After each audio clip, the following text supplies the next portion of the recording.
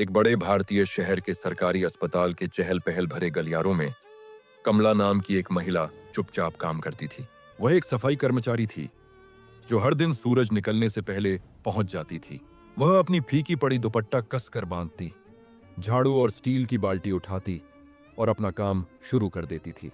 साफ सुथरे सफेद कोट पहने डॉक्टर तेजी से आगे निकल जाते थे। नर्सें वार्डों के बीच दौड़ती रहती थीं, लेकिन कमला शांति और सलीके से अपना काम करती थी। वह बिस्तर से बिस्तर तक जाकर फर्श पोंछती, गिरे हुए द्रव साफ करती और कूड़ेदान खाली करती थी। यह ऐसा काम था जिसे ज्यादातर लोग तभी महसूस करते थे जब वह नहीं किया जाता था, लेकिन कमला अलग थी। वह हर मरीज को नाम से जानती थी। उसे याद रहता था कि कौन जांच की रिपोर्ट का बेसब्री से इंतजार कर रहा है, किसने सुबह से कुछ नहीं खाया और किसका बुखार रात में बढ़ जाता है। वह जानती थी कि किन परिवारों का कोई वापस नहीं आया। अक्सर वह धीमे से दिलासा देने वाले शब्द कह देती थी, बेटा थोड़ा और सब्र रखो, या मां जी दवा जल्दी आ जाएगी।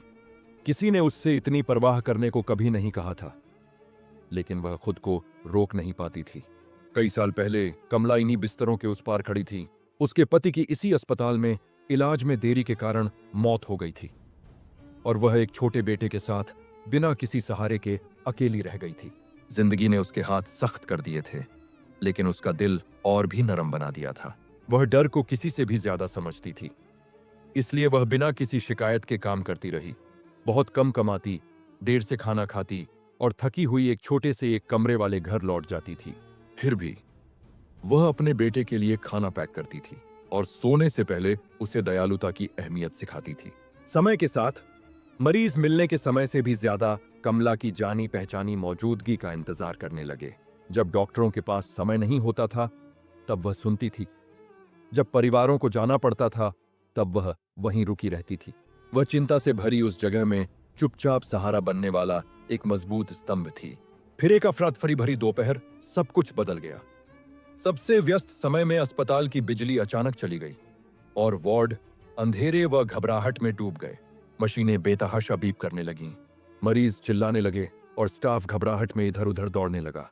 सब कुछ के बीच स्ट्रेचर पर पड़ा एक युवा दुर्घटना पीड़ित हांफते हुए सांस लेने लगा। उसकी ऑक्सीजन सप्लाई कट गई थी और उसका परिवार बेबस होकर चिल्लाने लगा। नर्सें मदद ढूंढ रही थीं और डॉक्टर किसी दूसरी आपात स्थिति में फंसे हुए थे। बिना एक पल की भी झिझक के कमला आगे बढ़ी। उसने उस लड़के को रवि के रूप में पहचान लिया, वही मरीज जिसे उसने पिछली ही रात दिलासा दिया था। वह जल्दी से भारी ऑक्सीजन सिलेंडर को पास खींच लाई, वॉल्व को वैसे ही जांच लिया जैसे उसने नर्सों को अनगिनत बार करते देखा था, और मदद पहुंचने तक उसने मास्क को मजबूती से उसके चेहरे पर पकड़े रखा।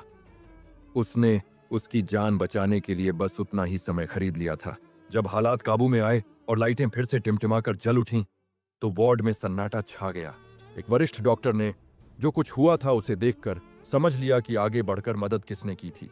कई सालों में पहली बार कमला को स्टाफ रूम में बुलाया गया।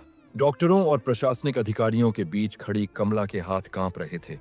उसे लगा कि शायद उसे डांट पड़ने वाली है, लेकिन इसके बजाय अस्पताल के सुपरिंटेंडेंट खड़े हो गए।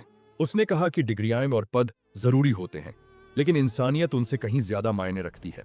उसने सबको बताया कि कमला की सूझबूझ और गहरी करुणा ने एक जान बचाई थी, ऐसी चीज जो सिर्फ ट्रेनिंग से कभी नहीं सिखाई जा सकती। उसी पल पूरा स्टाफ तालियां बजाने लगा। मरीजों के परिवारों ने सम्मान में हाथ जोड़ लिए और कमला की आंखें उन आंसुओं से भर आईं जिन्हें वह सालों से रोके हुए थी, क्योंकि उसे पहचान नहीं चाहिए थी, बल्कि इसलिए कि किसी ने आखिरकार उसे सच में देख लिया था। उस दिन के बाद से कमला को वार्ड में एक ठीक ठाक जगह दी गई। उसे स्टाफ की बैठकों में शामिल किया जाने लगा और आपात स्थितियों में उस पर भरोसा किया जाने लगा।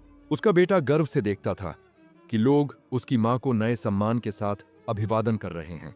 उसका पद नहीं बदला, लेकिन हर किसी के दिल में उसकी जगह बदल गई।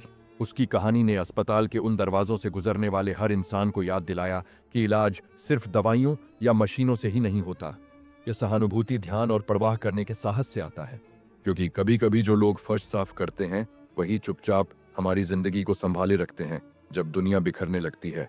क्योंकि कभी कभी जो लोग फर्श साफ करते हैं वही चुपचाप हमारी जिंदगी को संभाले रखते हैं जब दुनिया बिखरने लगती है।